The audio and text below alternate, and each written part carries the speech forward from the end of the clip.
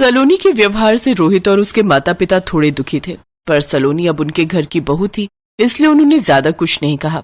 सलोनी अपनी ननद वर्षा और उसके पति को भी बर्थडे के लिए इनवाइट करती है। सब लोग खाने की टेबल पर बैठे हुए थे। रोहित, ये क्या, माँ जी ने शॉल ओढ़ रखी है। वो तो ऐसे कपड़े पहनकर आई है जैसे दिसंबर की ठंड हो। तुम्हें पता है गर्मी का मौसम है और ये शॉल ओढ़कर आ गई है। सलोनी, माँ को एसी में बैठने की आदत नहीं है और यहाँ फुल एसी चल रहा है। माँ ज्यादा देर एसी में नहीं बैठ सकती, पर वो तुम्हारे लिए यहाँ आई है। अब यहाँ तो काफी समय लग जाएगा और एसी में उनसे बैठा नहीं जाएगा, इसलिए मैंने ही उन्हें बोला था कि वो कोई शॉल रख ले। इसमें हर्जी क्या है? सलोनी बेटा, जरा इधर आना। आई पापा।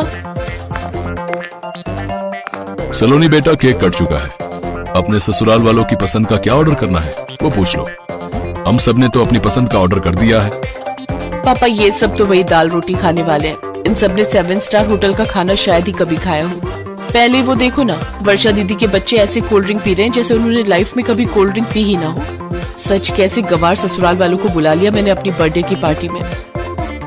तभी वर्षा वहाँ से गुजरते हुए सलोनी की बात सुन लेती है और वो अपने दोनों बच्चों को समझाकर बैठा देती है। रोहित के मम्मी पापा ज्यादा हैवी खाना नहीं खाते थे, तो उन्होंने दाल और चपाती ही खाई। रोहित का मन थोड़ा खराब था और वर्षा भी सलोनी की बातें सुन चुकी थी, पर सलोनी की बर्थडे की वजह से कोई कुछ बोल नहीं रहा था। कुछ देर बाद उसे उसके दोस्त दोबारा डांस के लिए बुलाने लगते हैं। सलोनी, आ ना यार, थोड़ा और डांस करते हैं। तेरा बर्थडे है, कितना मजा आ रहा है यार। बहुत थक गई हूँ, इतनी देर तो तुम लोग के साथ डांस किया है। अच्छा ठीक है, चलो। सलोनी जैसे ही दोबारा डांस के लिए उठने लगती है, अचानक चेयर के कोने से उसकी ड्रेस फंस जाती है और पीछे से पूरी फट जाती है। सलोनी एकदम से बैठ जाती है। अब यार, मेरे ना पैर में एकदम दर्द हो गया है। एक काम करो, तुम लोग करो डांस, मैं अभी आती हूँ। सलोनी बेटा, मैं जरा तुम्हारे पापा के साथ रिसेप्शन पर होकर आती हूँ। तुम्हें काम तो नहीं है ना?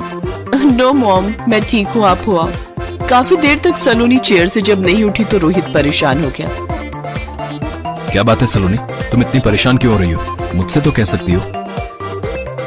रोहित, मेरी ड्रेस पीछे से फट गई है और वो इतनी ज्यादा फटी है कि मैं उठ भी नहीं सकती। अब सबसे मैं क्या कहूँ कि मैं क्यों नहीं खड़ी हो सकती। बहुत देर से सब मुझे बुला रहे हैं, मुझे कुछ समझ नहीं आ रहा मैं क्या करूँ। रोहित अपनी माँ और बहन से इस बारे में बात करता है। वो लोग सलोनी के पास जाती हैं। सलोनी बेटा, तुम चिंता मत करो, ये लो तुम मेरी शॉल ओढ़ लो, तुम आराम से खड़ी हो सकती हो। रुको, मेरे पास ये केशवी का रबर बैंड है, मैं इस शॉल को थोड़ा स्टाइल में तुम्हें पहना देती हूँ। आजकल रील में आता है ना अलग अलग तरीके से शॉल को पहनना, मैं उसे स्कार्फ के स्टाइल में तुम्हें पहना देती हूँ। वर्षा सलोनी को स्कार्फ की तरह शॉल पहना देती है। सब लोग सलोनी को इस नए लुक में देखकर उसकी बहुत तारीफ करते हैं। किसी को ये पता नहीं था कि सलोनी ने आखिर इस स्कार्फ की तरह शॉल क्यों पहना है।